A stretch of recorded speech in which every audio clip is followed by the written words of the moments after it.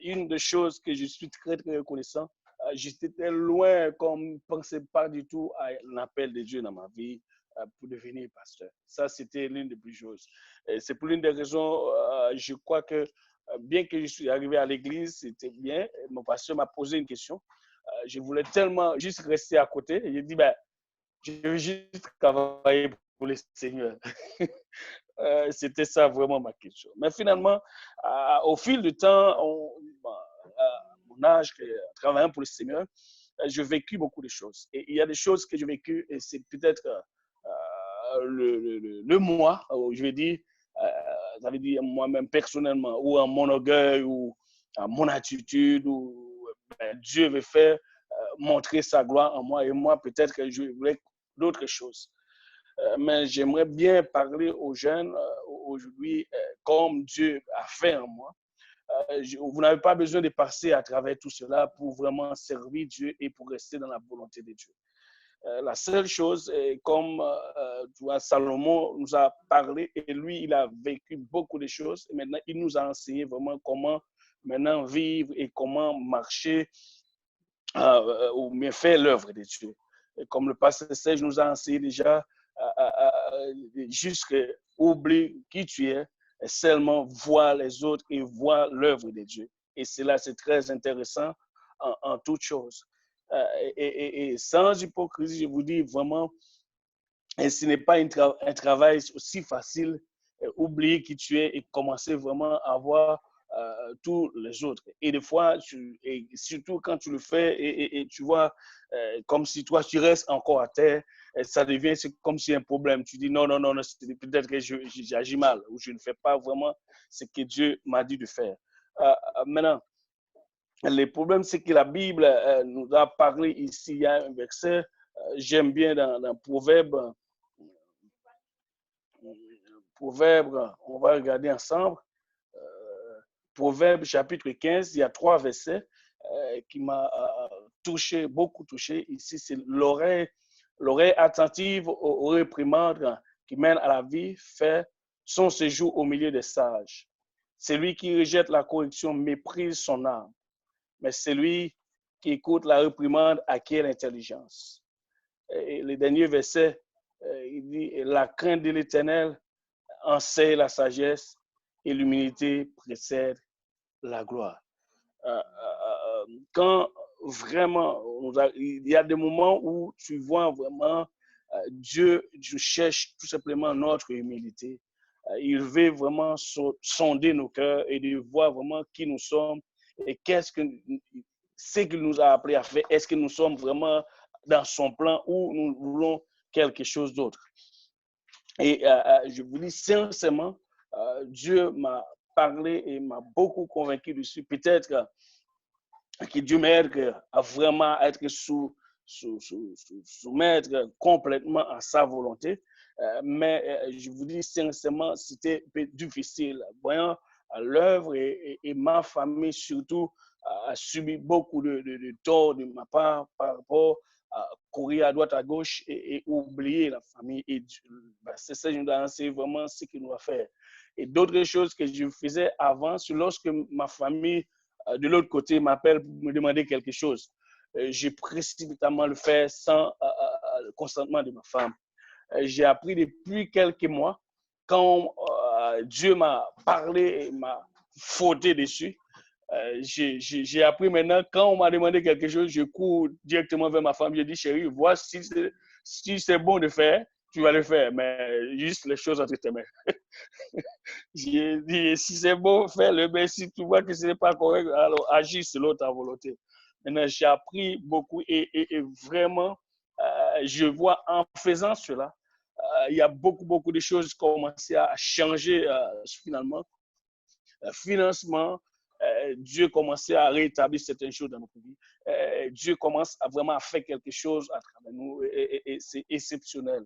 Et il y a des choses vraiment, il y a beaucoup de choses en venant à l'église ou au Seigneur, que tu es jeune surtout, il y a beaucoup de choses que nous avons besoin d'apprendre par rapport à l'église. Et c'est pour l'une des raisons que la Bible dit, nous allons apprendre les uns des autres, les uns des autres. Il n'y a pas personne qui est trop arriver à une place qu'il connaît vraiment pour les dieux. D'ailleurs, même le premier verset dans la Bible, comme notre pasteur a souvent prêché, personne ne respecte vraiment le premier verset de la Bible de Genèse. Souvent, parce que nous a parlé de ce premier verset de Genèse. Et quand tu regardes, tu peux faire va-et-vient, retourner en arrière, et aller en avant, et retourner dans ce premier passage. Vraiment, nous ne comprenons vraiment pas tout. Même dans ce premier verset. Je ne sais pas quand est-ce que Dieu va nous aider à comprendre vraiment ce premier verset dans la Bible qui parle au commencement, Dieu a créé toutes choses. Aujourd'hui, je trouve vraiment c'est non seulement un privilège, mais j'ai vécu des choses. Je ne voulais pas que vous, les jeunes adultes, passiez à travers. Et c'est difficile. Et des fois, on ne sait pas vraiment parce que tout le monde n'a pas la même capacité sur le plan spirituel. Peut-être Dieu m'a fait grâce. Alors, je passais à travers. Mais je ne voulais surtout pas que vous passiez par là parce que je ne sais pas où cela va vous amener si vous passez par là. Mais je vous demande tout simplement, alléluia, par la grâce de Dieu, essayez tout simplement d'obéir à la parole. Marchez sur les prescriptions de vos dirigeants, obéir à la parole de Dieu. Et quand c'est le temps de former votre foyer, essayez vraiment de mettre des choses sur la table pour le discuter. Comme je viens de dire, moi je passe à travers, je ne voulais pas que vous venez et trouver dans cette même situation. Et ce n'est pas facile. Bien entendu, Dieu a travaillé fortement dans ma vie et je rends grâce à Dieu. Je rends grâce à Dieu parce qu'il y a des moments vraiment où, quand je vois les choses, je dis, ça ne vaut même pas la peine de continuer de marcher avec Dieu.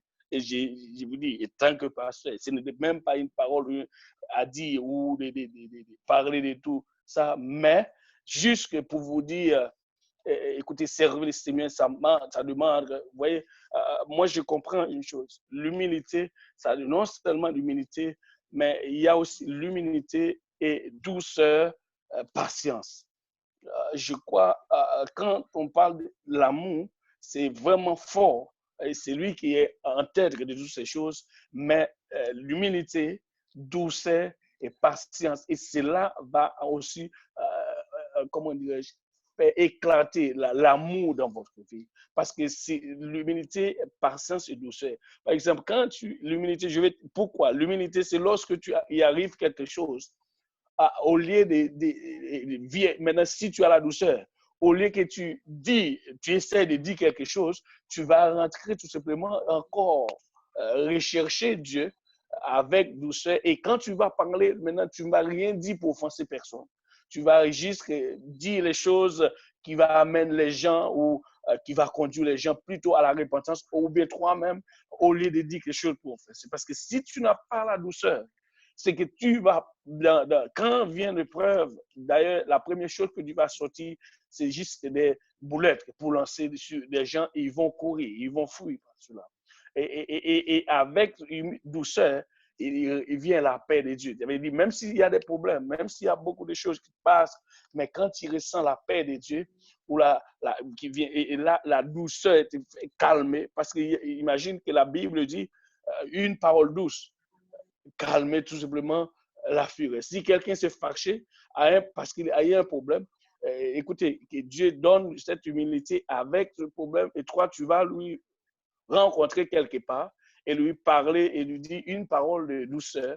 Et comme ça, comme la Bible dit, ça va être aussi une parole de connaissance et comme quoi ça va calmer sa peur ou bien au lieu que cette personne réagisse mal, il va penser maintenant, non, non, non, je sais que j'ai pensé à faire, ce n'est pas bon. Maintenant, je vais retourner et penser à faire quelque chose d'autre. Et c'est vraiment cela. Mais pour que cela arrive, il faut que tu admettes aussi la correction qui vient avec cela. Parce que la correction, ce n'est pas une chose qui est si facile pour tout le monde. Qui aime la correction? La correction, des fois, c'est dur.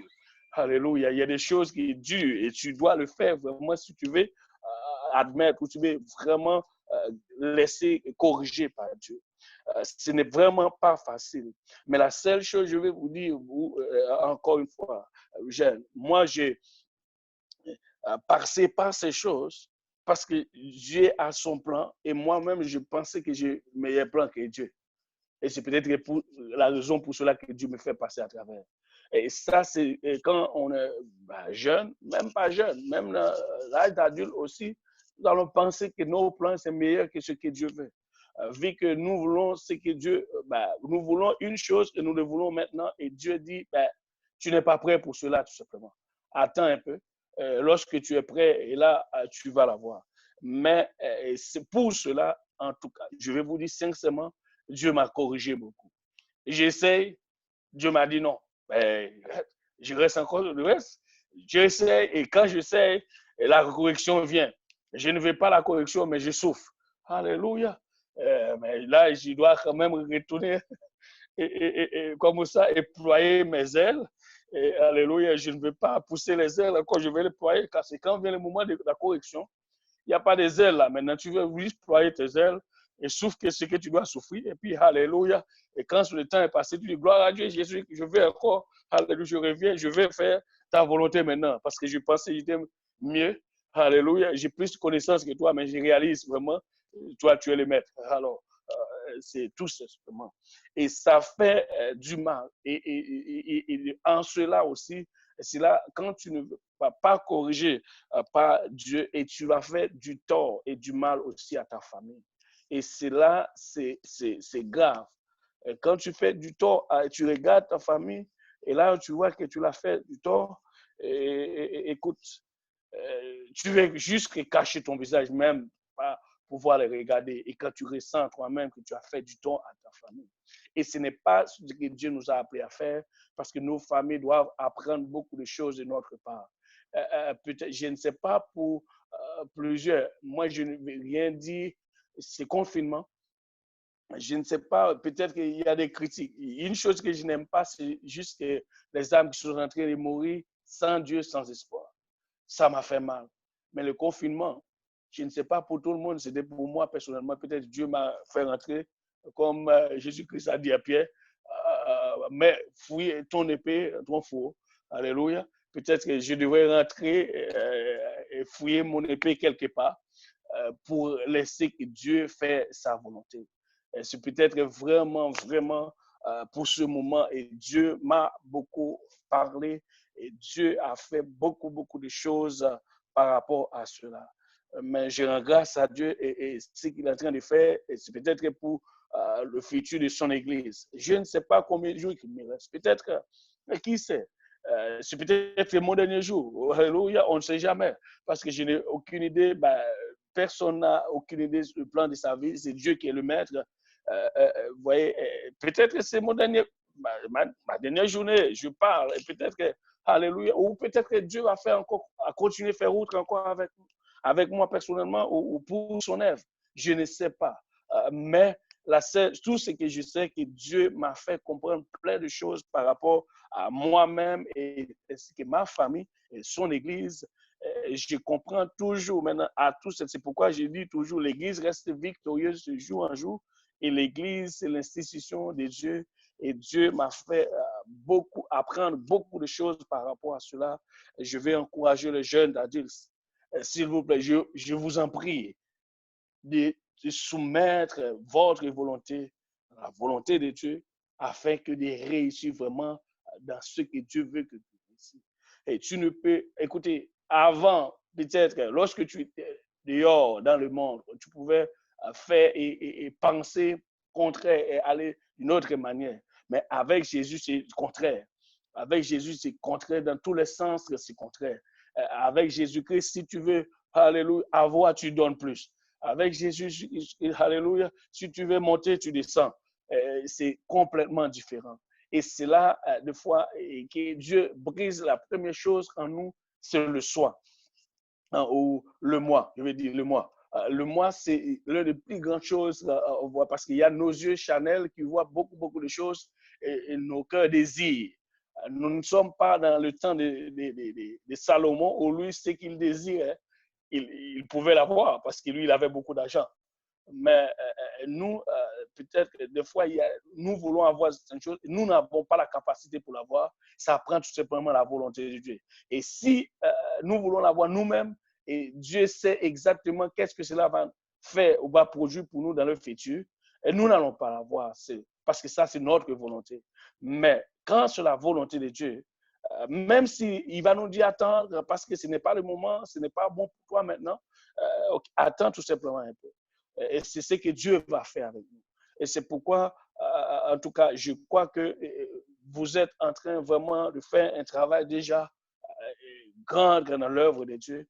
Mais continuez à rester sur l'humilité, l'obéissance à vos dirigeants, à ceux qui sont en train de, ce que Dieu lui met à cœur de partager avec vous. Apprends-le. D'abord, la Bible dit, acquiert toujours la connaissance que tu vas toujours, ça va augmenter ta connaissance. Quand tu vas apprendre, écoutez, il n'y a pas un âge où tu ne veux pas apprendre. D'ailleurs, avec Dieu, surtout avec la parole de Dieu.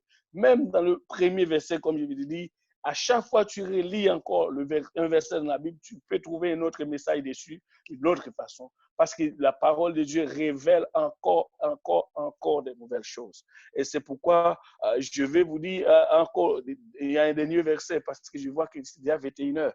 Je vais vous dire ce que Dieu m'a mis à cœur encore dans 1 Jean 2, verset 14. Ça, c'est vous, les jeunes. Je sais que Dieu a fait déjà un travail avec vous. Je vous écris, Père, parce que vous avez connu celui qui est dès le commencement. Je vous ai écrit, jeunes gens, parce que vous êtes forts et que la parole de Dieu demeure en vous et que vous avez vaincu le malin. Et je sais que Dieu a déjà commencé un travail en vous et vous êtes très forts pour, pas selon votre force, selon votre capacité, mais l'esprit que Dieu a mis en vous, vous rendre fort et vous allez faire le travail de Dieu selon son plan. Pas selon notre philosophie, mais selon son propre plan. En tout cas, encore une fois, merci, Pasteur Lionel, pour cette invitation. J'ai encore beaucoup à partager, ce que j'ai vécu. Mais alléluia, sinon, écoute, on ne va pas relâcher les jeunes. Il y a un autre pasteur qui devrait nous parler. Moi, je voulais écouter tout simplement. Mais lui, il a dit, anyway, alléluia, on doit obéir tout simplement. Gloire à Dieu. Alléluia. Merci encore une Gloire fois, au Pasteur Seigneur. Lionel. Et le jeune, encore, je vous encourage de rester dans la volonté de Dieu jusqu'à ce qu'il vienne. Que le Seigneur vous bénisse. Merci. Amen. Gloire au nom du Alléluia. Seigneur. Pasteur Lionel. Merci, Pasteur Luc, pour ce partage. Et s'il y a vraiment quelque chose que j'ai saisi, c'est être dans la volonté du Seigneur. Et nous devons nous assurer chaque jour d'être dans la volonté du Seigneur. Et moi, je crois que la plus grande partie de notre prière chaque matin, ça doit vraiment être, Seigneur, que ta volonté soit faite dans ma vie. Avant de demander la moindre des choses. En fait, ce serait même mieux de ne même rien demander et de juste demander la volonté du Seigneur. Parce que nous avons besoin de sa volonté. Et donc, merci, Pasteur Luc, pour ce partage. Et comme j'ai dit tout à l'heure, nous allons prendre les questions, mais avant que on aille aux questions, je voulais juste partager quelque chose rapidement. Et j'aurais bien... je suis venu pour écouter, comme le pasteur a dit tantôt, parce que nous avons besoin de recevoir, d'être une impartition de sagesse. J'ai besoin d'entendre de mes anciens. Et si quelqu'un arrive à un endroit où il pense qu'il n'a plus besoin d'entendre, qu'il pense qu'il n'a plus besoin d'un conseil, il est vraiment dans les trous. Parce que la meilleure chose que tu peux savoir pour ta propre vie, c'est que tu ne sais pas grand-chose. Et donc merci encore pour Pasteur Serge et Pasteur Luc. Je voulais juste partager rapidement ce passage. C'est dans le livre de Deutéronome chapitre 17. Deutéronome chapitre 17. En fait, le Seigneur est en train de parler à Israël et il leur dit, il donne en fait un commandement pour le roi. Et il dit au verset 16 que, mais qu'il n'y ait pas un grand nombre de chevaux et qu'il ne ramène pas le peuple en Égypte pour avoir beaucoup de chevaux, car l'Éternel vous a dit, vous ne retournerez plus par ce chemin-là.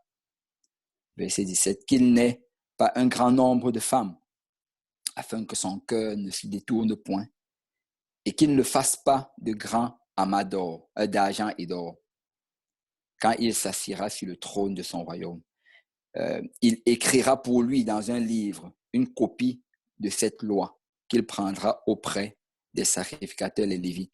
Il devra l'avoir avec lui et il lit tous les jours de sa vie, afin qu'il apprenne à craindre l'Éternel, son Dieu, à observer et à mettre en pratique toutes les paroles de cette loi et toutes ses ordonnances, afin que son cœur ne s'élève point au-dessus de ses frères et qu'il ne se détourne pas de ses commandements, ni à droite ni à gauche, afin qu'il prolonge ses jours dans son royaume, lui et ses enfants, au milieu d'Israël.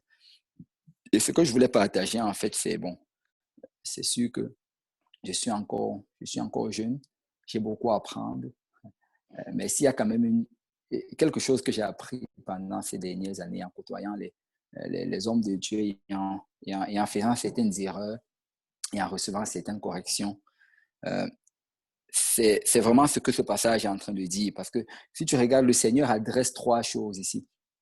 Et ce sont les 3 choses, les 3 combats que chaque homme va avoir à combattre chaque jour. Et en anglais, bon, ils appellent ça les 3 F, Fame, Female and Fortune. Et ce sont vraiment les combats de l'homme. Nous allons combattre notre orgueil, tu sais.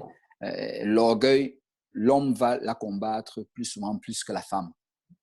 Nous allons combattre avec la femme. La femme, souvent, ça va être un problème dans la vie de l'homme. Pas que la femme ait un problème, mais l'homme fait d'un problème la femme. Et nous allons combattre également avec l'argent. Et comme le pasteur s'est déjà dit tantôt, ça, c'est souvent le nerf de la guerre. Et ce sont les 3 choses. Et s'il y a une chose que j'aurais voulu vraiment savoir quand j'étais plus jeune, c'est comment dealer avec ces 3 choses-là. Parce que, bon, pour ceux qui connaissent un peu mon histoire, bon, pendant une bonne période de ma vie, je vivais loin de chez mes parents. Ce qui fait que assez tôt, je me suis retrouvé juste à gérer mes propres affaires, vraiment très tôt, parce que mes parents avaient voyagé, ils étaient allés aux États-Unis, j'étais au Cameroun, j'étais tout seul. Et pas tout seul, j'étais chez des amis de la famille, mais bon, j'étais en charge de ma propre vie. Et après ça, quand je suis même allé aux États-Unis, eux, ils sont venus ici au Canada. Après, je suis resté encore tout seul là-bas. Bon, il y a un de mes amis qui faisait souvent une blague avec ça, qui disait que peut-être mes parents étaient en train de me fuir et que je ne comprenais pas le message. Mais quoi qu'il en soit, j'ai passé plusieurs de mes années de jeune adulte vivant seul. Et j'ai dû apprendre à la dure. J'ai eu à faire des erreurs et beaucoup d'erreurs. Et même, ce n'est que quand même je suis venu à Dieu, alors que j'aimais le Seigneur et que je me donnais davantage au Seigneur, je continue à faire plusieurs de ces erreurs. Parce que je vais dire à quelqu'un que ce n'est pas parce que tu sais le Seigneur que tu vas être exempt de ces choses. Tu sais, tu dois servir le Seigneur, mais tu dois également écouter les conseils. Il y a certaines choses, en fait, que le Seigneur va vouloir que ce soit ton ancien qui te dise, que ce soit ton pasteur, même peut-être pas sous la forme d'une prédication, d'un message, juste d'un conseil, d'une parole. Et nous devons apprendre à écouter, comme le pasteur a dit tout à l'heure. Et le Seigneur dit ici dans ce passage que le roi, la première des choses, c'est qu'il ne faut pas qu'il ait un grand nombre de chevaux et qu'il ne ramène pas le peuple en Égypte pour avoir beaucoup de chevaux. Et si tu regardes, en fait, j'étudiais un peu le livre des rois et des chroniques, et quand je regardais cela, je réalisais que les chevaux, ce n'était pas quelque chose de très courant en Israël. Et même quand tu vois lors de la conquête, la Bible, tu vas voir dans le livre de Josué, je crois que c'est dans le livre de Josué, où le Seigneur dit à Josué de couper les jarrets des chevaux, c'est-à-dire littéralement de les rendre infimes. Ils ont eu la victoire contre leur ennemi, et leur ennemi avait beaucoup de chevaux. Et le peuple pouvait être tenté d'utiliser ces chevaux-là parce que ça te donne un avantage dans la guerre. Mais le Seigneur a dit couper les jarrets des chevaux, ne les utilisez pas. Et en Israël, le roi entrait à Jérusalem assis sur un âne et non sur un cheval. Donc le Seigneur, vraiment, il a dit au roi, je ne veux pas que tu aies beaucoup de chevaux. N'allez pas en Égypte pour avoir beaucoup de chevaux. Et si on doit mettre ça en pratique dans notre vie aujourd'hui, ça fait un peu référence à ce dont je parlais tout à l'heure, que j'aimais les gadgets. Et s'il y a une chose que l'homme doit faire attention, c'est de ne pas avoir trop de gadgets. L'homme doit faire attention de ne pas toujours avoir les choses que l'Égypte glorifie. Tu sais, il y a beaucoup de choses et je vais vraiment être assez ouvert. Il y a beaucoup de choses que nous avons tout simplement parce que le monde l'a.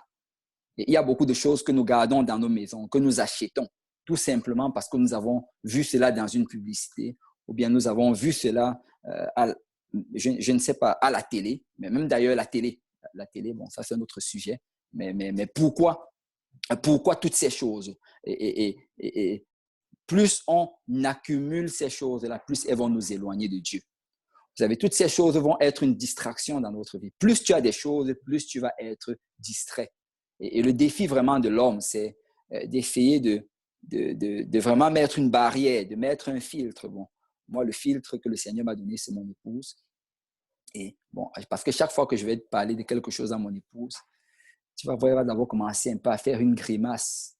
Et avant, ça me frustrait. Parce que pour moi, je comprenais la raison et la nécessité de cette chose. Mais pour elle, ce n'est pas nécessaire. Mais avec le temps, j'ai compris que c'est un filtre, c'est une grâce que le Seigneur m'a donnée. Mais nous devons avoir un filtre. Et le premier filtre, ça doit être la prière. Nous devons prier chaque jour et demander au Seigneur, conduis-moi dans ta volonté. Ce que j'essaie souvent de faire le matin, c'est de passer le film de ma journée devant le Seigneur. Et je sais que ça va être rempli d'imprévus, mais j'essaie de passer le film de ma journée et je dis, Seigneur, juste dirige-moi. Et s'il y a quelque chose, et si tu fais cela, tu vas voir comment le Seigneur va agir. Parce que ces choses que nous ajoutons dans notre vie vont nous voler notre temps.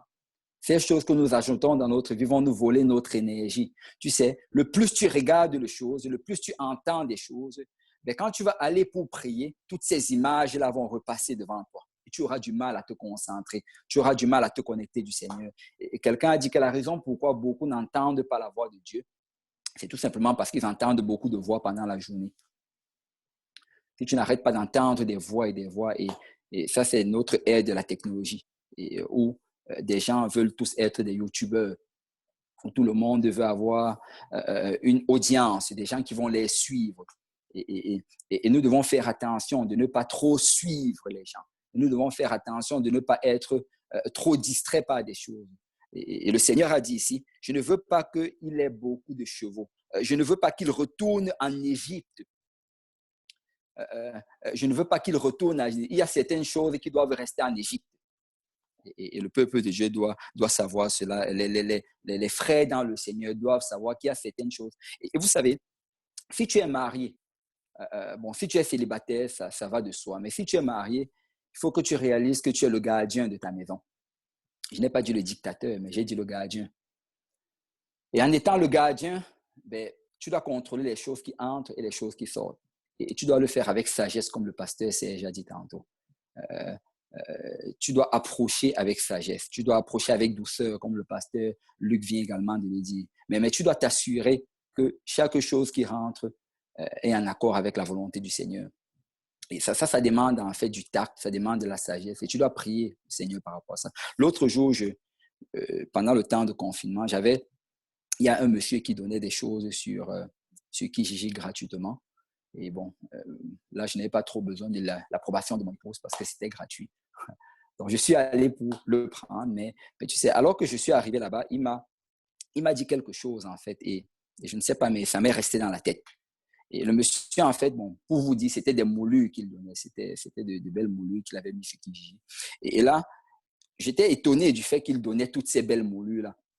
Et il m'a expliqué que, bon, c'est juste que mon épouse, elle a regardé et elle ne voulait plus ces moulures-ci. Et elle voulait de nouvelles moulures. Alors que ces moulures, c'était de moulures de très grande qualité. Et lui-même, il les aimait beaucoup. Mais il m'a dit par la suite, en fait, que, en fait, tu sais, quand elle a demandé cela, je voulais les garder. Mais j'ai appris une chose. Et c'était un monsieur, tu sais, souvent, tu vas apprendre des choses de quelqu'un du monde, même qui ne sait même pas le Seigneur. Mais souvent, ce sont des leçons de vie, comme le beau-père de Moïse est venu lui parler. Et il m'a dit que j'ai appris une chose, que tu dois choisir tes combats dans le mariage. Tu dois choisir tes combats. Il y a certaines choses que tu sais que ça ne fait pas du sens. Bon, quand je dis ne fait pas du sens, ne dites pas ça avec vos épouses, là. Mais pour la pensée de l'homme, ça ne fait pas du sens qu'elle demande une autre chemise alors que sa garde-robe est déjà remplie de chemises qui se ressemblent toutes à tes yeux. Ça ne fait pas du sens qu'elle demande une autre chaussure alors que, bon, anyway, on ne va pas entrer dans ce sujet-là. Mais il y a certains combats que tu ne dois pas embarquer. Il y a certains combats que tu dois juste te laisser faire. Parce que, tu sais, tu ne te bats pas pour cela. Parce que dans tous les cas, il y a certaines choses que tu ne vas pas comprendre. Tu dois t'approcher de ça avec humilité. Dieu l'a créé ainsi, comme Dieu t'a créé ainsi. Et tu dois juste ne pas te battre dans certaines choses. Et le fait de ne pas te battre dans cela, tu choisis tes combats et tu te bats sur des choses qui ont vraiment de l'importance, des choses qui vont nous amener au ciel. Et quand je parle de se battre, bon, ce n'est pas se battre avec son épouse, mais se battre contre l'ennemi de notre âme. Mais apporter cela avec sagesse. Et donc ça, c'était juste une parenthèse, juste pour dire qu'il n'y ait pas beaucoup de chevaux. La deuxième chose, maintenant, je vais essayer d'aller plus rapidement. La deuxième chose veut dire qu'il n'est pas un grand nombre de femmes. Bon, en ce temps-là, le Seigneur, il tolérait. Il tolérait. Parce que la volonté de Dieu, c'était réellement que l'homme ait une seule femme. Mais il dit ici qu'il n'est pas un grand nombre de femmes. Et si tu regardes, ce qui a fait tomber David, c'est la femme. L'histoire avec Bathsheba. Quand on rapporte, même je lisais ça dans le livre de Rois, et on rapportait que David était droit dans toutes ses voies, sauf dans l'histoire avec Bathsheba. Et on dit, il est tombé avec Bathsheba. Et si tu regardes aussi, quand Joseph, souvent on ne parle, le pasteur en parle souvent dans son étude biblique, mais l'erreur que Joseph avait faite ce jour-là, c'est pratiquement la même erreur que David avait faite. Et ce sont, nous devons faire attention avec notre relation avec les femmes. Tu sais, si tu n'es pas encore marié, fais attention de comment tu te tiens avec les sœurs. Et si tu es déjà marié, fais attention de comment tu te tiens avec les sœurs. C'est vraiment très important. Vous savez, Joseph, il ne voulait pas pécher, il ne voulait pas se trouver dans le trou. Mais l'erreur qu'il a fait, c'est qu'il se trouvait au mauvais endroit et au mauvais moment. Au mauvais endroit, au mauvais moment. Et dès le moment que la femme de Potiphar a réussi à se saisir de son vêtement, il était cuit. Tu sais, il était cuit, il ne pouvait plus rien faire.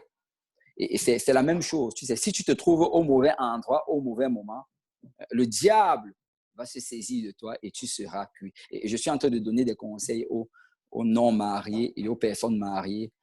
Faites très attention avec les femmes. Ne parle pas aux femmes n'importe comment.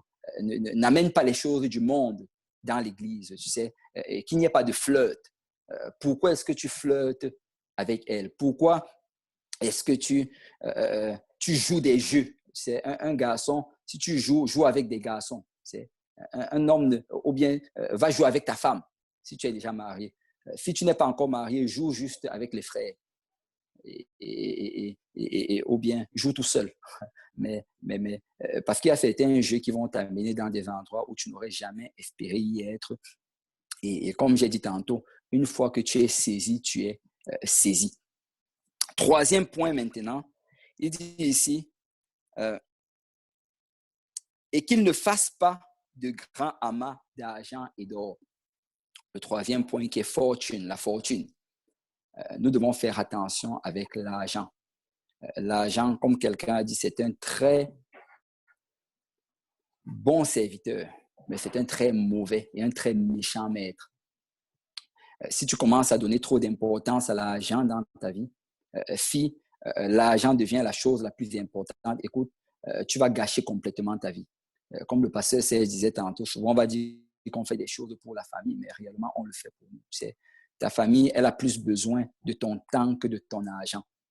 Ta famille, elle a plus besoin que tu lui montres les voies du Seigneur, que tu ne sois en train de courir après l'argent et l'or. Il y a des gens aujourd'hui qui sont riches et qui gâtent leur famille avec beaucoup et beaucoup et beaucoup de choses.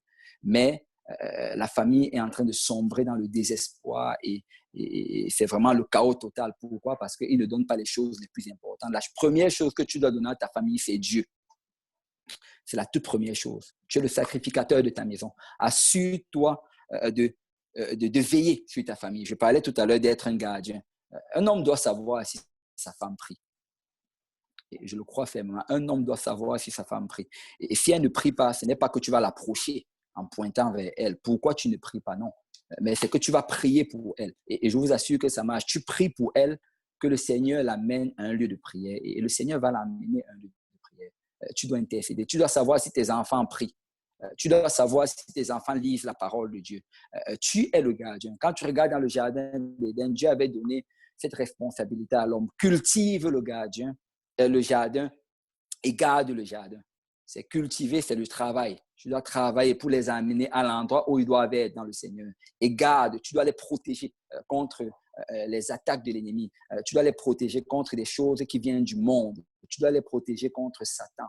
Et un homme doit garder cette responsabilité-là. Et souvent, c'est l'argent qui va nous amener à faillir à cette responsabilité-là parce que on va être honnête, la majorité des hommes, ils veulent réussir, tu sais, ils veulent, et comme on dit que c'est pour la famille, mais réellement, c'est pour nous-mêmes. Tu veux réussir, tu veux qu'on te regarde et qu'on dise que tu as réussi. Mais mieux vaut d'abord sauver l'âme de ta famille. Parce que la Bible dit que sert-il à un homme de gagner le monde s'il perdait son âme? Et nous devons mettre les bonnes choses, les choses prioritaires à la bonne place. Et là, regardez comment le Seigneur finit avec ceci.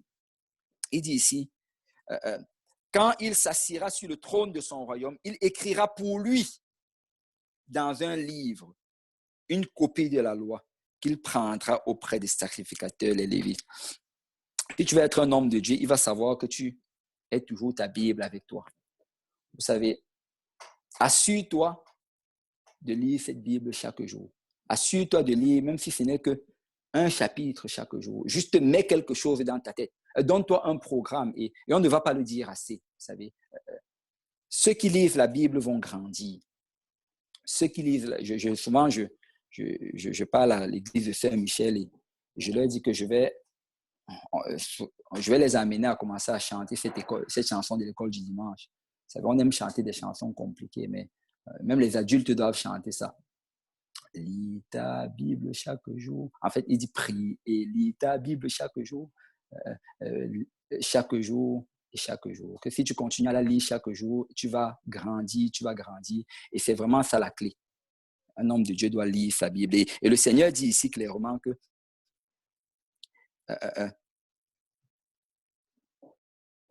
qu'il doit avoir une copie de la loi. Il devra l'avoir avec lui et il lit tous les jours de sa vie afin qu'il apprenne à craindre l'Éternel, son Dieu, à observer et à mettre en pratique toutes les paroles de cette loi et toutes ses ordonnances, afin que son cœur ne s'élève point au-dessus de ses frères et qu'il ne se détourne pas et qu'il ne se détourne de ses commandements ni à droite ni à gauche, afin qu'il prolonge ses jours dans son royaume, lui et ses enfants au milieu d'Israël. La Bible dit ici que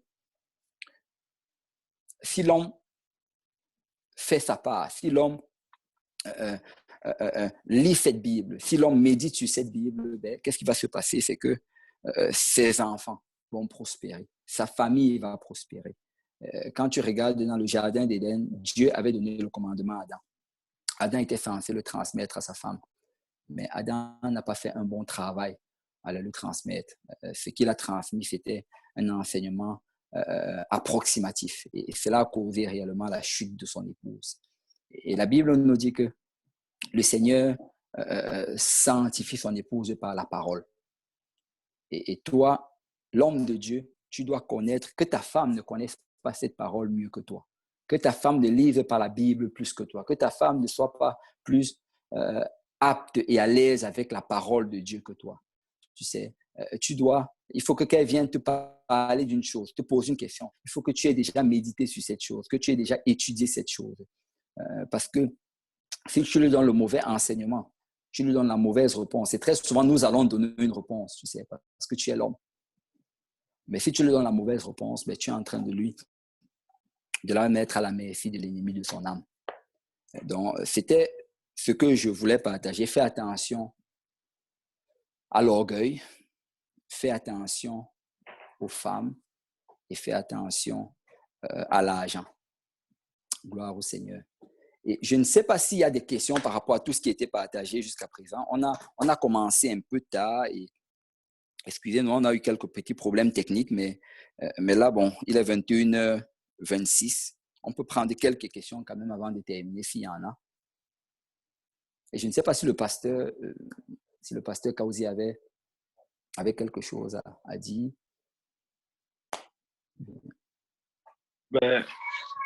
Moi, je voulais juste remercier le Seigneur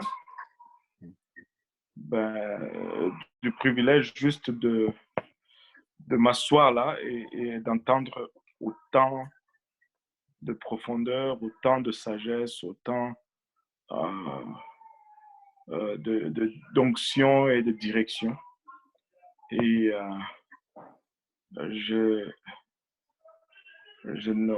honnêtement, c'est difficile d'ajouter sur tout ce qui a été dit. Le repas a été bien servi, le repas est copieux et je crois que Dieu a bien fait juste de me demander de me taire et d'écouter, quoi. Des fois, Dieu me demande de parler, mais des fois, Dieu me demande d'écouter. Et moi, je suis très content et très béni. Je suis comblé. Gloire à Dieu. L'heure de la retraite arrive. Aïe, aïe, aïe. Amen, Bishop.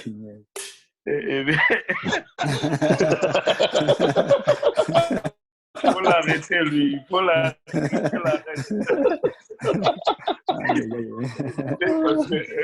Parce que je suis trop vieux. Le temps que j'avais votre âge est tellement loin que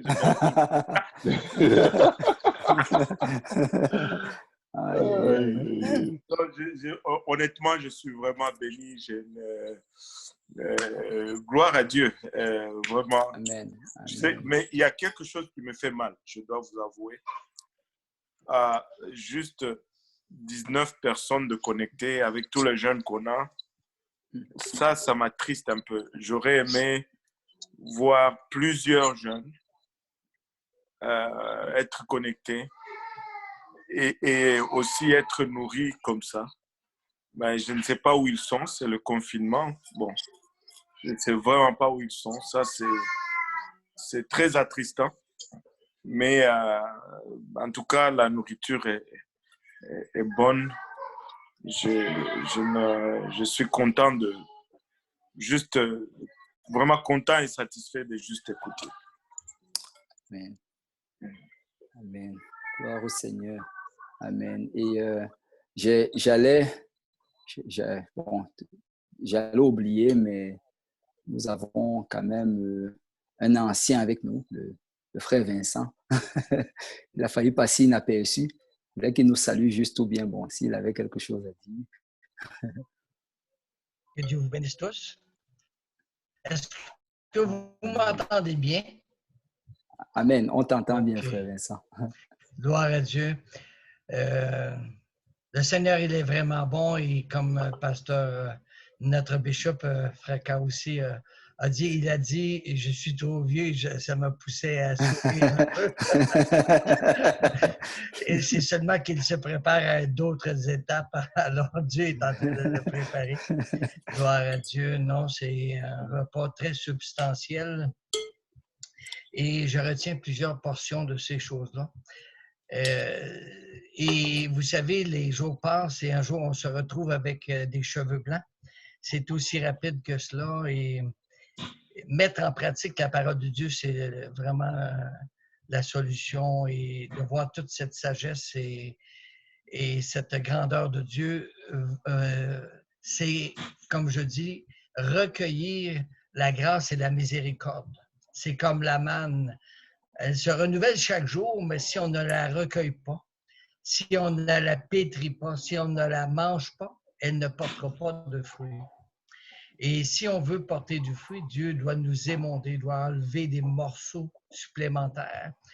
Et chacun d'entre nous, on va être éprouvé. Il y a une chose que dans ma vie que j'ai fait comme erreur, c'est je ne voulais plus souffrir.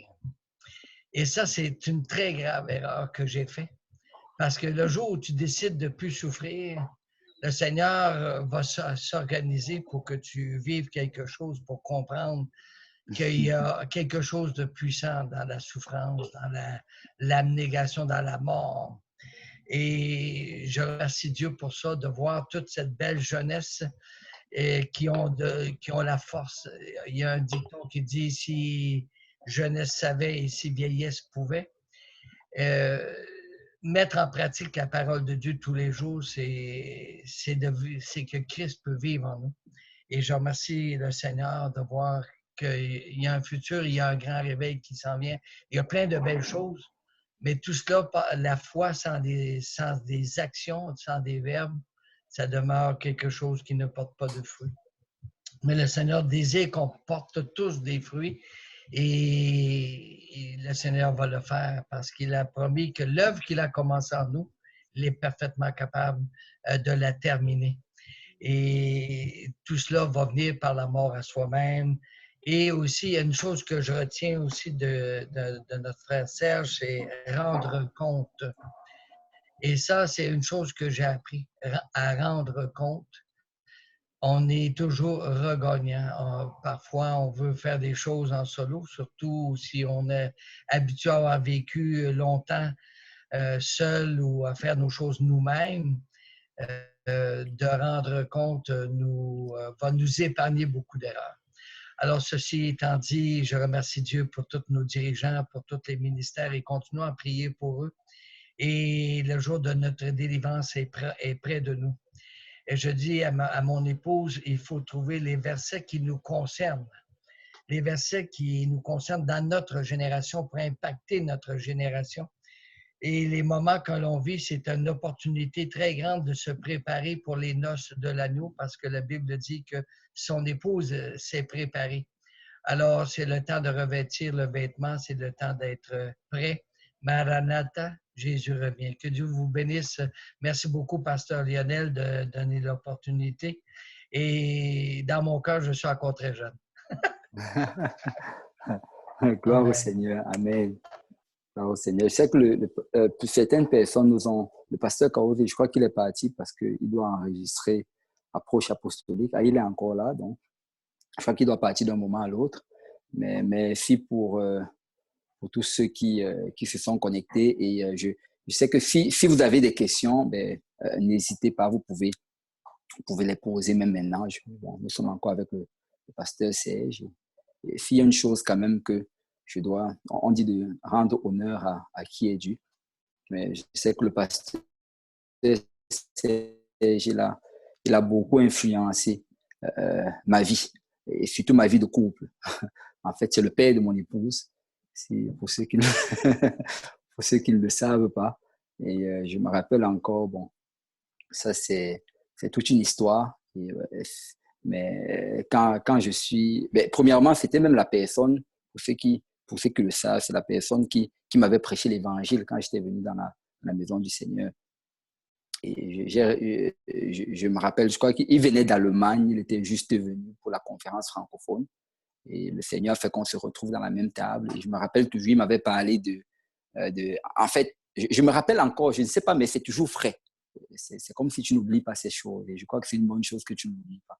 Mais j'avais été invité à l'église lors de la conférence francophone de 2009. Et j'étais étudiant. Et quand on m'avait invité, me disant qu'il allait avoir un banquet et la nourriture gratuite, et étant un étudiant, tu ne manques pas ce genre d'opportunité. Donc, j'ai dit, OK, je vais venir. Et bon, on est arrivé à l'église et on a un prédicateur, je me rappelle de son nom, le pasteur d'Espinois. Il est un prédicateur, il est un pasteur en France. Il avait été invité pour la conférence. Il a prêché ce jour-là. Et je me rappelle encore même du message. Et son message, vraiment, ça menait dans le sens où il disait que quand tu obéis à l'évangile, quand tu donnes ta vie à Dieu, quand tu es baptisé au nom de Jésus-Christ pour le pardon de tes péchés, ton nom, ce n'est plus d'Espinois, mais c'est d'Espinois Jésus. Et donc, il nous a prêché. J'ai vraiment ressenti la conviction dans mon cœur. J'ai ressenti qu'il fallait absolument que je me fasse baptiser au nom de Jésus pour le pardon de mes péchés. Mais quand il a fait l'appel à l'autel, bon, vous savez, souvent, tu vas avoir tout genre d'argumentation. Je n'ai pas répondu à l'appel. Mais là, on est descendu pour manger, le moment tant attendu. On a l'eau sous sol, mais là, on m'a mis sur une table et j'étais assis avec ce grand monsieur-là. Je ne sais pas d'où il venait. Et là, il a commencé à me parler et il m'a répété encore ces messages que le prédicateur disait. Je lui ai dit que oui, que tout ce qu'il a dit, je crois et que je comprends tout ce qu'il a dit. et que, vous voyez, que c'est vrai que je vais me faire baptiser au nom de Jésus, mais je vais d'abord rentrer chez moi et bien lire cela et étudier cela, parce que je voulais, j'étais quand même un universitaire, donc je voulais voir ça par moi-même. Mais en réalité, je n'avais même pas de Bible. Bon, les arguments. Mais le pasteur Serge il m'a ramené dans les Écritures, il m'a montré l'histoire de l'Éthiopien, l'unique Éthiopien, qui même dans le désert, on disait qu'il était dans le désert, mais quand on a fini de lui prêcher l'Évangile, le Seigneur les a dirigés d'un endroit où il y avait l'eau. Et là, il se retourne et dit, mais voici l'eau. Qu'est-ce qui empêche que je me fasse baptiser? Et quand il a dit ça, ça a comme cliqué. Le Seigneur m'a ouvert les yeux. Et là, bon, sur le champ, j'ai levé ma main, j'ai dit que je voulais être baptisé. Et notre très cher pasteur, le pasteur Kaosi, m'a baptisé au nom de Jésus. Et par la suite, j'ai beaucoup appris de lui, justement. J'ai appris sur le mariage et j'ai appris beaucoup de choses. Et nous sommes vraiment bénis. Nous sommes bénis d'avoir des hommes de Dieu. Le pasteur Luc, c'est un homme extraordinaire dans le Seigneur. Et je ne sais pas si j'ai déjà vu le pasteur Luc fâché un jour. Mais je ne sais pas s'il est capable de se fâcher. Mais on dit que celui qui a la maîtrise de soi est plus fort que celui qui gagne des villes. Si tu es capable de toujours garder le sourire et toujours garder ton calme, ça c'est une grande qualité dans le Seigneur et j'apprécie nos pasteurs. Le pasteur Kaoté, je crois qu'il est déjà parti, mais je les apprécie énormément dans le Seigneur. Et donc, vous avez l'opportunité maintenant de poser des questions à ces hommes remplis de sagesse et d'intelligence, à moins que tout ait été bien compris. Ah, ok, on a une question du frère Elijah. Vas-y. Oui, dans le fond, ce serait pour n'importe quel ancien. J'aimerais savoir comment est-ce que vous avez eu, lorsque vous étiez célibataire, comment est-ce que vous avez eu l'assurance avant de vous mettre là, comment expliquer ça? Avant de trouver, quand vous avez trouvé votre femme, comment vous avez su que c'était la bonne personne? Est-ce que c'est Dieu qui vous l'a dit? Est-ce que vous avez ressenti dans le... Comment est-ce que ça s'est passé? N'importe qui, là. Ok, on va laisser le pasteur Serge répondre. Gloire à Dieu. Amen. Amen. Moi, je voudrais dire, ce que je cherchais, ce n'était pas juste une femme, parce qu'il y avait plein de femmes. Il y en a toujours plein. Quand on est jeune, on a encore le ventre tout plat, on est beau, on entre dans toutes les vestes. Et on se sent être quelque chose. Mais il y a une chose que j'ai toujours redoutée dans la vie, c'est d'être avec une personne qui va m'idolâtrer. Connaissant que j'étais imparfait et plein de défauts, j'aspirais beaucoup à une personne qui pourrait me dire la vérité et qui pourrait me pousser à me rapprocher de Dieu.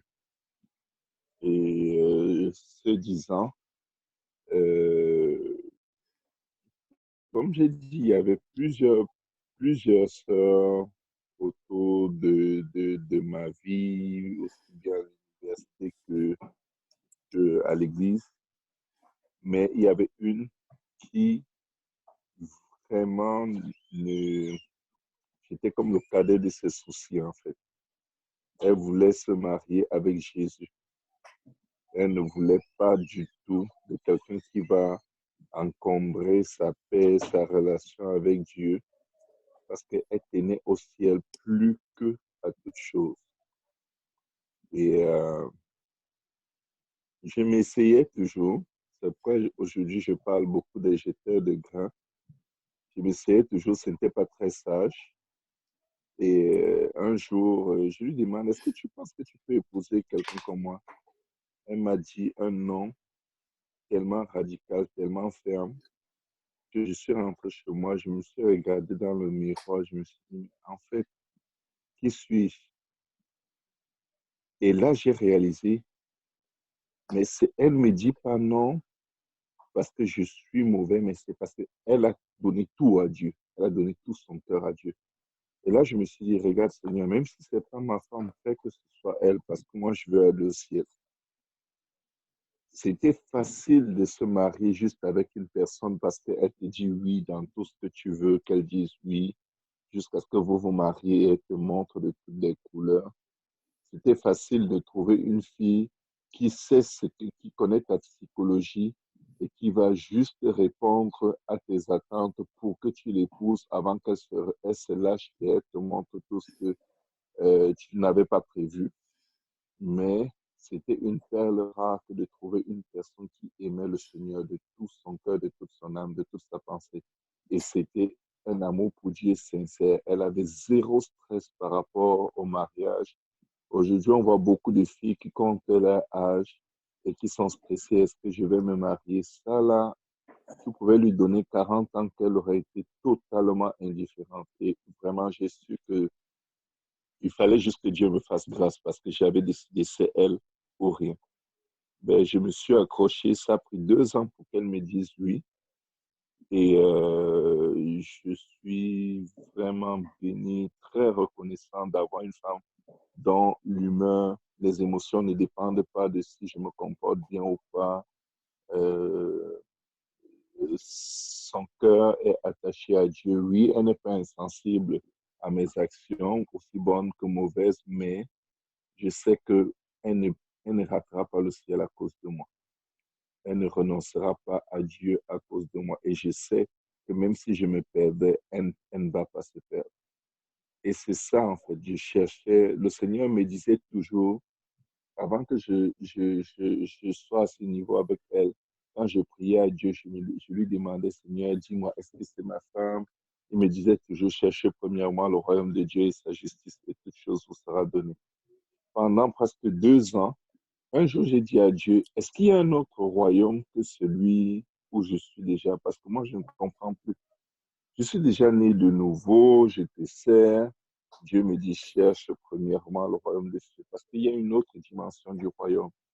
C'est de savoir qui tu es et à quel point tu peux nuire à la fille de Dieu, même si tu sers Dieu et même si tu es à tes propres yeux un bon garçon, une bonne personne à épouser. Euh, Tu peux être bon étant célibataire, mais une catastrophe étant marié. Bref, l'attitude très indifférente par rapport aux choses du mariage est ce qui m'a vraiment convaincu que j'étais tombé sur la bonne personne parce que je savais que je ne vais jamais réussir à détourner son cœur de Amen. Merci, ça répond vraiment bien à la question. toi. Amen. Gloire au nom du Seigneur. Est-ce qu'il y a d'autres questions?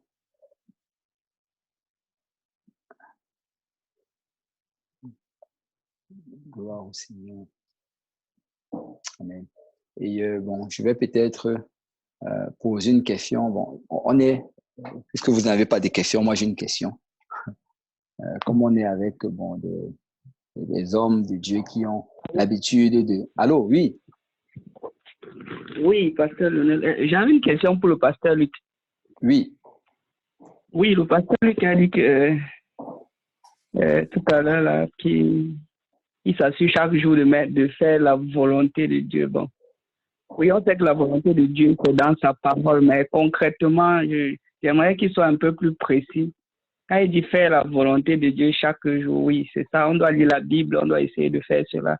Mais je ne sais pas s'il voulait plus préciser ce qu'il voulait dire, peut-être plus centraliser un peu cela.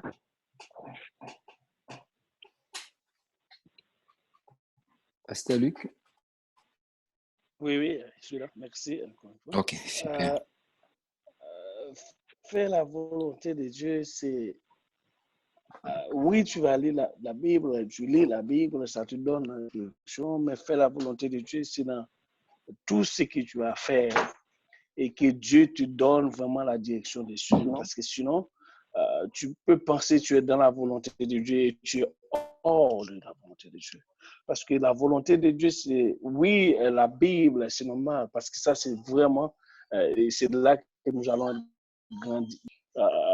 OK, mais si vous pouvez vous rappeler aussi, la prière, c'est la clé. Lire la Bible aussi, c'est la clé. Mais aussi, la volonté de Dieu, c'est lorsque tu laisses que l'Esprit dirige ta vie, et ce que l'Esprit te demande de faire, si tu le fais, c'est là que tu es dans la volonté de Dieu. Comme je viens de dire, je ne voulais pas que vous... Ben, écoute, pour faire une erreur, parce que tu peux penser en faisant cela, tu es dans la volonté de Dieu et puis tu es complètement sur la voie du diable. Et c'est pourquoi je dis la volonté de Dieu, c'est précis.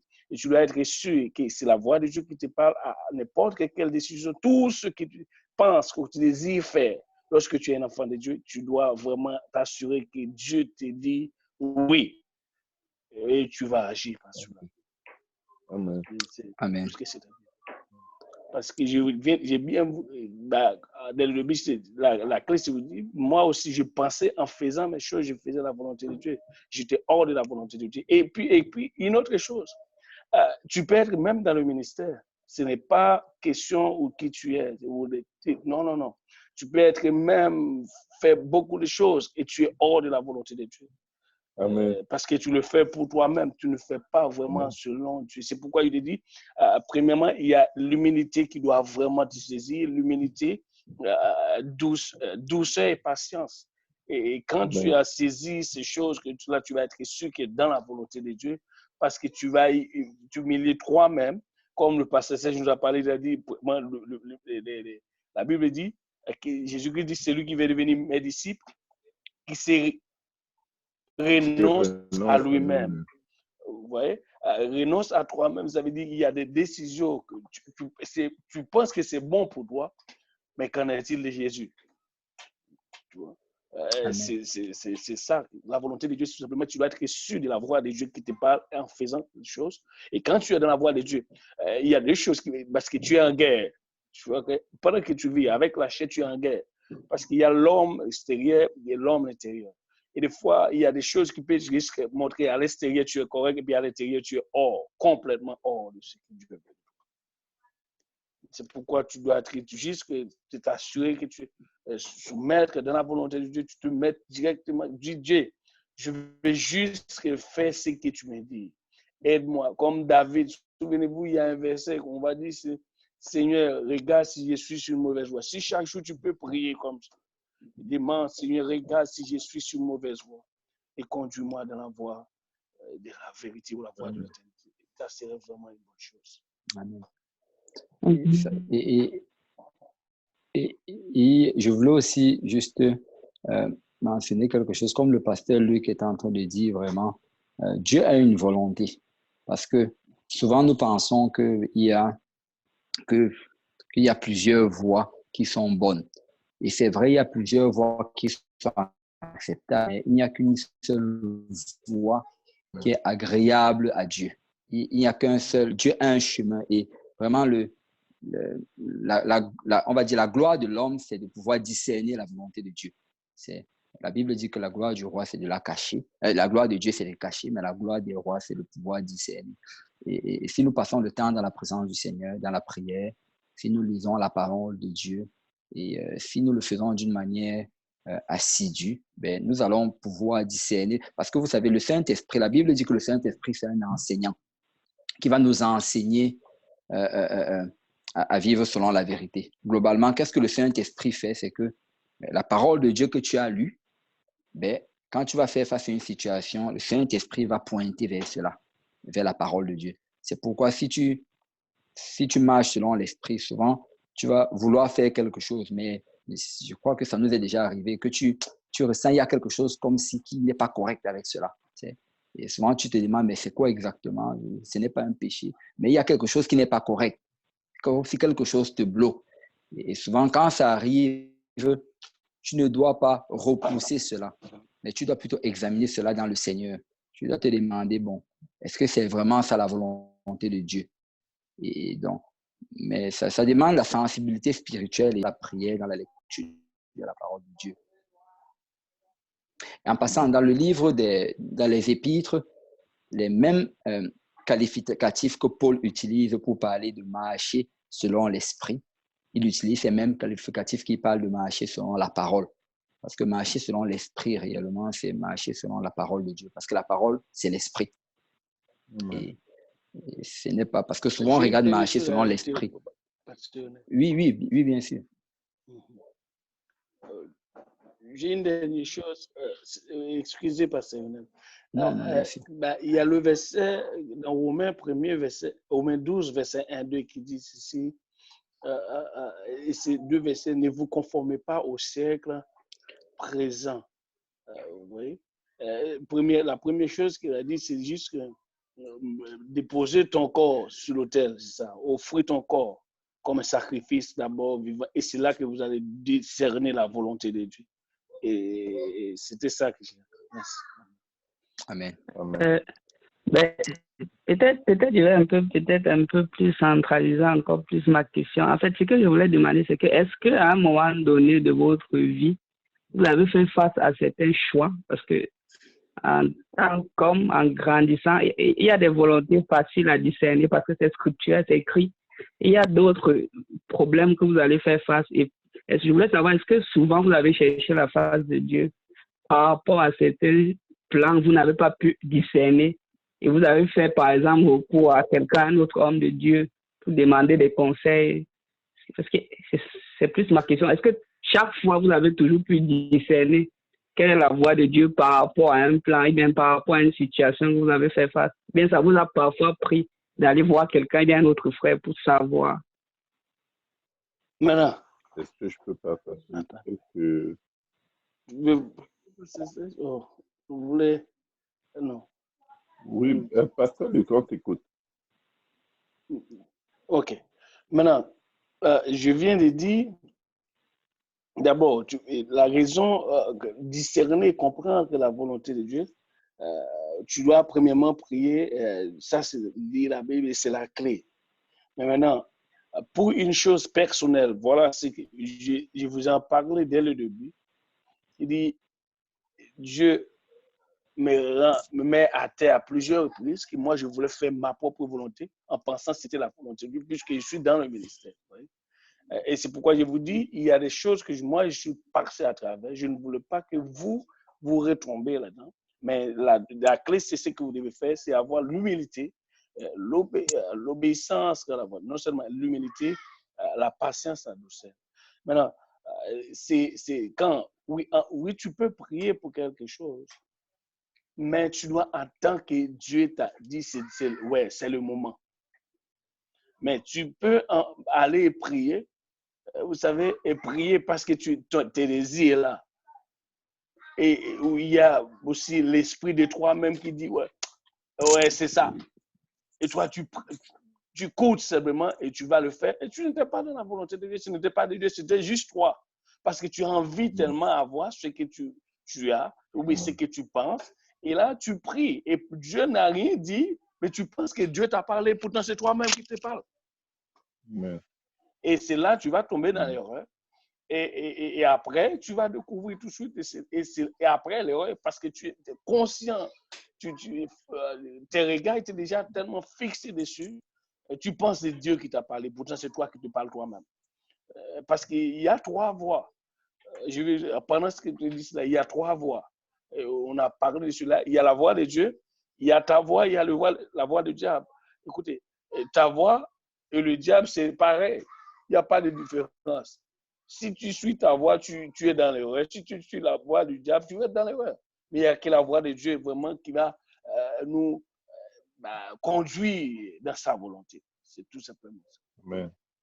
Je voulais juste ajouter ceci. Parfois, quand on cherche la volonté de Dieu, Dieu va attendre sans rien nous dire. Pourquoi? Il veut nous montrer ce qui est déjà décidé dans notre cœur. Ou alors, il veut nous montrer que nous lui faisons vraiment confiance. Comment est-ce que Dieu peut te montrer que tu lui fais confiance? Il veut te montrer que tu l'aimes plus que toute chose. En faisant comment? Il ne te donne aucune réponse. Et il te laisse toi-même voir ce que tu vas faire. Quand tu te sens pressé de devoir prendre une décision, quand tu sens une urgence parce que tu ne veux pas perdre quelque chose, Dieu veut te montrer que l'envie de posséder ce que tu veux posséder est déjà tellement grande dans ton cœur que tu cherches plutôt un cachet de validation et non la volonté de Dieu. Ta convoitise domine sur toi. C'est pourquoi Dieu a voulu exposer Saül quand il devait faire le sacrifice avant de faire la guerre. Dieu a fait exprès que Samuel traîne. Et l'armée commençait à se disperser. Mais Saül voulait tellement avoir l'approbation des hommes et le regard de l'homme était tellement important pour lui et être approuvé des hommes et avoir sa gloire et ses victoires était tellement important qu'il a dit apportez les sacrifices, je vais sacrifier, on va faire ce qu'il faut faire. Et à peine il avait sacrifié, Dieu a permis que Samuel vienne. C'est pour dire que tu ne vas pas connaître la volonté de Dieu quand tu veux connaître la volonté de Dieu. Pourquoi? Dieu connaît les motifs pour lesquels tu cherches sa volonté.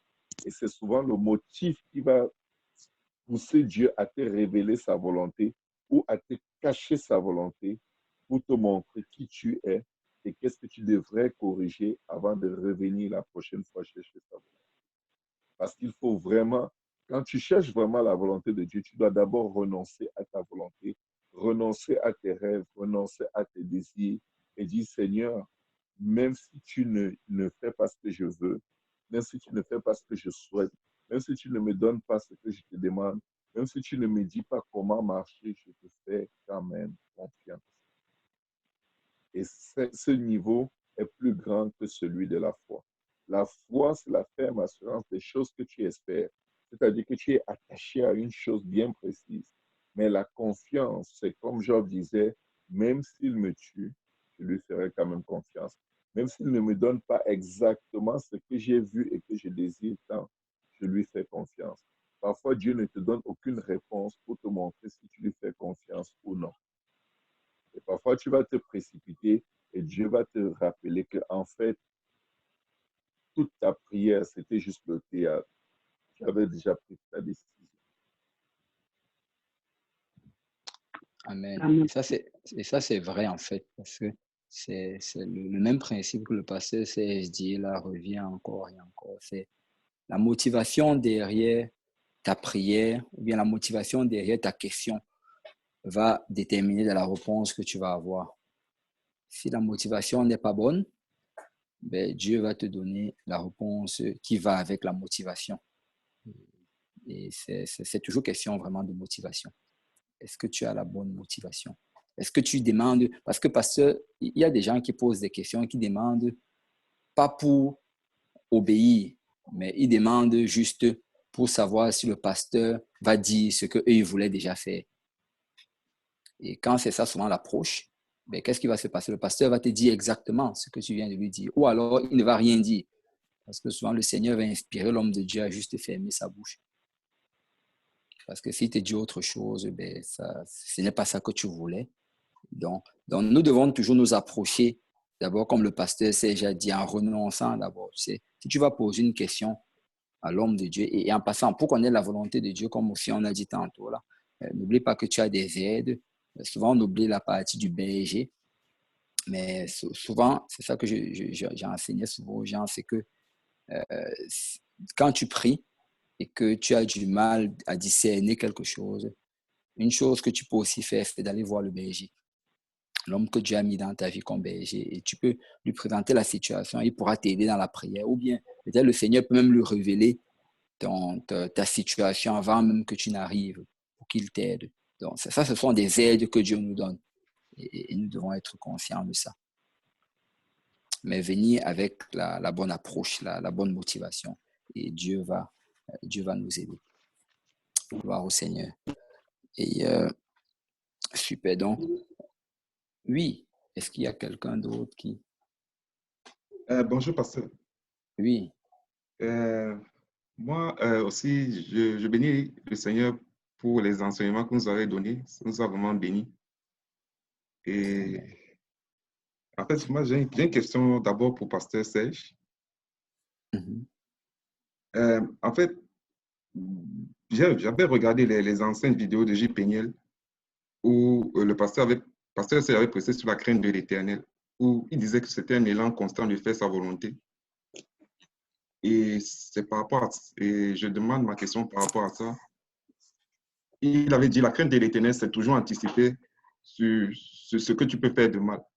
Et vraiment, ma question, c'est par rapport à ça. Comment avoir cet esprit, garder tout cet esprit d'anticipation? Comme Pasteur René nous avait dit, on parlait dans certains lieux où bon, tu t'exposes après, le diable t'attrape. Et c'est vraiment comment avoir gardé cet esprit d'anticipation toujours. Amen. Merci pour la question.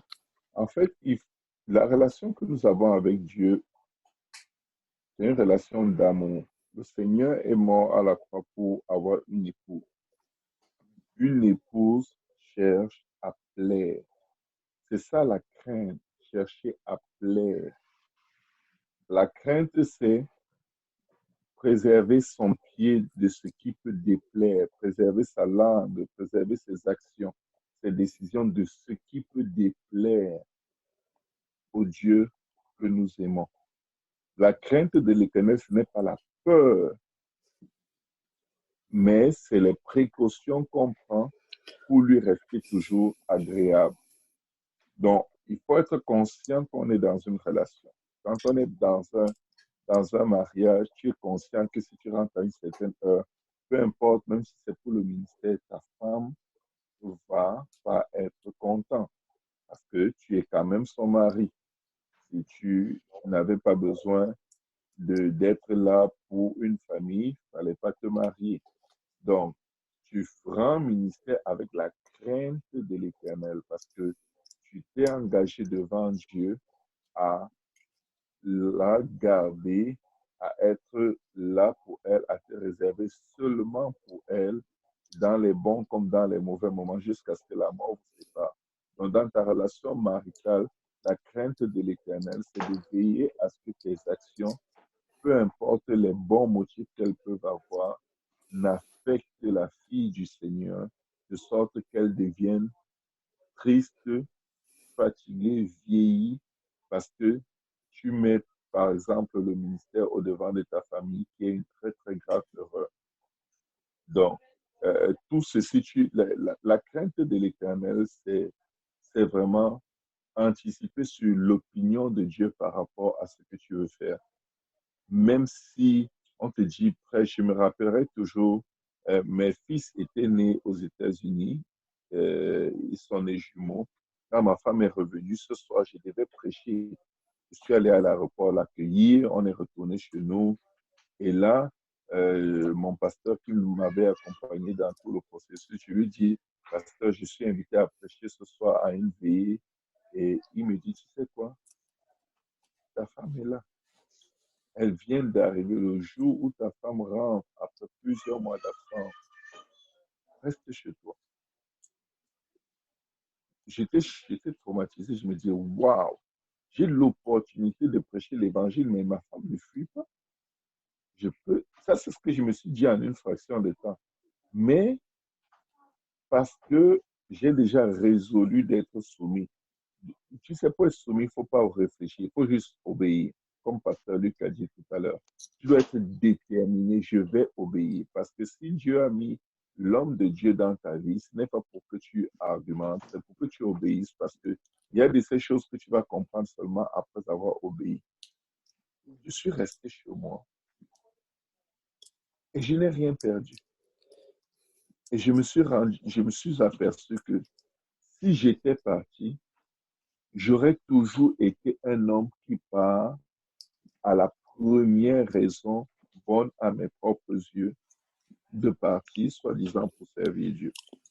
Donc, c'est juste pour dire, parce que je crains Dieu, même si ce que je veux faire semble être agréable à Dieu, si mon dirigeant me dit ne le fais pas, c'est parce qu'il voit des choses que je ne vois pas. Je te donne un exemple. En ce moment, tu ne vois pas ton dos. Vrai ou faux? Ouais. Tu ne vois pas ton dos. Il faut que quelqu'un soit derrière toi pour voir ton dos. Si tu as remarqué, toute personne dans ta vie te voit dans une perspective où tu ne te vois pas. Tu ne vois pas. Parfois, tu vas marcher, tu as une crotte de nez qui sort de ta narine. Tu ne la vois pas. Pourtant, c'est en face. Et tu vas passer ta journée là à croire que tu es très cool, très beau. Mais il y a des gens qui te regardent et qui sont gênés. pour la fermeture de ton pantalon descend, tu ne vois pas. Mais quelqu'un d'autre va toujours voir dans ta vie des choses que tu ne vois pas. Cette réalité devrait nous garder humbles et toujours nous dire, même si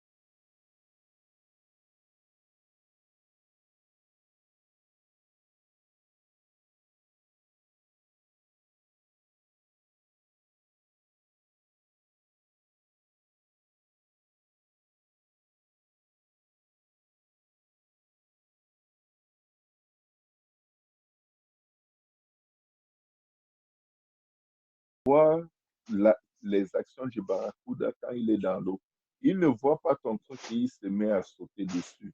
Il observe, il passe, il te provoque, il te met à l'épreuve pour savoir si tu es de la nourriture ou pas. Bon, malheureusement, c'est un poisson et l'homme, c'est l'homme.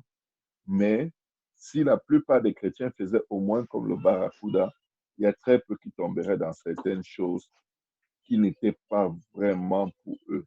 Et c'est pourquoi nous avons le livre des Proverbes. Le livre de quand tu crains Dieu, tu anticipes en étudiant comment diriger tes pas. Que ce livre de la loi ne s'éloigne pas de ta bouche.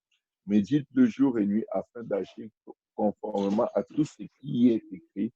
C'est alors que tu réussiras dans toutes tes entreprises. C'est ainsi que tu prospéreras. Pour paraphraser, je n'ai pas le texte mot pour mot, mais la parole est là pour te donner assez pour craindre l'Éternel. Pasteur Lionel a lu tout à l'heure un passage qui nous ramène à réaliser qu'en fait, la crainte de l'Éternel, c'est dans la méditation de sa parole. Ce n'est pas toujours en train de dire, non, je vais causer avec elle, mais je ne vais pas la draguer, ou alors je vais juste l'exhorter, mais il ne va rien se passer. Ce n'est pas ça la crainte de l'Éternel. La crainte de l'Éternel, c'est sonder Dieu pour savoir ce que Dieu attend de toi et le faire. Et si Dieu ne t'a pas envoyé faire quelque chose, ne le fais pas pour servir Dieu. Je ne sais pas, j'ai parlé de beaucoup trop de choses, mais j'espère avoir répondu à ta question. Amen, vous avez vraiment répondu. Vous avez vraiment répondu. Gloire à Dieu. Amen. Amen. Gloire au nom du Seigneur. Là, on est quand même pas avancé dans le temps. Et si vous avez d'autres questions, vous pouvez peut-être contacter. Si vous avez même des questions personnelles, vous pouvez contacter nos très chers pasteurs et ils vont vous aider avec cela. Mais nous allons conclure avec la prière. Et si le pasteur Luc peut-être peut nous diriger dans la prière pour qu'on puisse finir avec... Alléluia. Prions le Seigneur tous ensemble. Alléluia. Merci Seigneur. Nous te remercions, Seigneur Jésus-Christ, pour cette opportunité. Père. Merci pour ta grâce, Seigneur. Papa, merci pour des hommes, Papa, que tu as choisi, placés dans cette ville, Papa, pour nous révéler, Papa, et pour nous conduire encore. Papa, merci encore. Seigneur Jésus-Christ, Papa, pour ce moment, nous venons tous et passer. Et le nom Jésus-Christ a acquis ce que nous ne laisse rien, Papa, nous échappe au contrôle, ce que nous remettons dans ta position. Papa, Papa, ce qui scelle cela dans nos cœurs, Jésus-Christ, Papa, Papa, alléluia, que tu nous aides, Seigneur, à marcher, Papa, et pratiquer cela dans nos vies, Papa, alléluia, et de le vivre de jour en jour, Papa, et de Oui, regarder. Seigneur, oui, Seigneur, alléluia, Seigneur, nous savons, Papa, que nous avons été choisis pour un temps comme celui-ci, Seigneur. Encore une fois, Papa, Oh Père, regarde béni chaque sois-tu, de nous, Seigneur. chaque famille, Seigneur, Béni chaque sois-tu, jeune, Papa, Seigneur, étends qui tes nous écoute mains, Seigneur, aujourd'hui, sur tes Seigneur. enfants et sur ton Tu le peuple. conduises, Papa, il a ma chatte dans ta voix, Seigneur Jésus-Christ, que tu montres ta volonté claire, Oh Papa, Père, il pour a la ma chatte. gloire de ton nom, Papa, Seigneur. Pour alléluia, la que gloire de chaque de ton nom. nous, Seigneur, marche selon le désir de ton cœur, Seigneur, de Alléluia, jour en oui, jour, Seigneur. Papa, alléluia. Oui, Seigneur, Aide-nous oui, encore à Seigneur. voir, à creuser encore plus dans ta parole, Seigneur, alléluia. Pour pouvoir instruire nous-mêmes, Seigneur, afin que d'instruire les autres, Seigneur, Papa. Merci encore une fois pour cette opportunité, Papa. Garde chaque ennemi, chaque famille, Béni pasteur, sois-tu, Papa, Seigneur. pour sa famille, ce jeune, Papa, l'église, Seigneur, Papa, nos dirigeants, surtout, Père, il a bâchette, protège et garde-le, Seigneur. Veille sur eux continuellement. Garde-nous tous ensemble, Papa, pour le restant de la soirée, Papa. Et jusqu'à ce que tu viennes, c'est avec action et grâce dans nos cœurs, Seigneur, nous te prions. Au nom de Jésus, que tout le monde dise au nom de Jésus. Au nom de Jésus. Alléluia, merci, Seigneur. Alléluia, merci, Seigneur. Merci, Seigneur. Alléluia. Alléluia, merci, Seigneur. Merci, Seigneur. Alléluia, merci, Seigneur. Que le Seigneur vous bénisse. Et bon, je vois que notre très, très cher frère a fait un bon travail là. Et on a mis des notes. Très, très bon travail. Très beau. Waouh, vraiment, merci pour ça, c'est excellent. Et vraiment, nous avons été énormément bénis. Et merci encore, Pasteur Serge, merci, Pasteur Luc, pour la parole de Dieu. Et, merci, Pasteur Luc. Merci, Pasteur Lionel. Amen, Dieu. Merci, Pasteur Vincent. Merci, Pasteur Vincent, vraiment que... Merci, Seigneur. Alléluia. Merci, Seigneur. Gloire au Seigneur. Et vraiment, tout ce qu'il nous reste à faire, c'est de mettre cela en pratique. Et si nous mettons cela en pratique, et je crois que nous allons le mettre en pratique, et nous allons voir de grandes choses arriver dans notre vie, et l'œuvre de Dieu va continuer d'avancer aussi bien dans nos familles que dans cette ville, et dans le ministère que le Seigneur nous a appelés. Donc, je vais encore une fois vous remercier, merci, et on va conclure la réunion comme ceci. Que le Seigneur vous bénisse et à la prochaine. Amen. Amen. Amen. Merci, Seigneur. Gloire au Seigneur. Alléluia.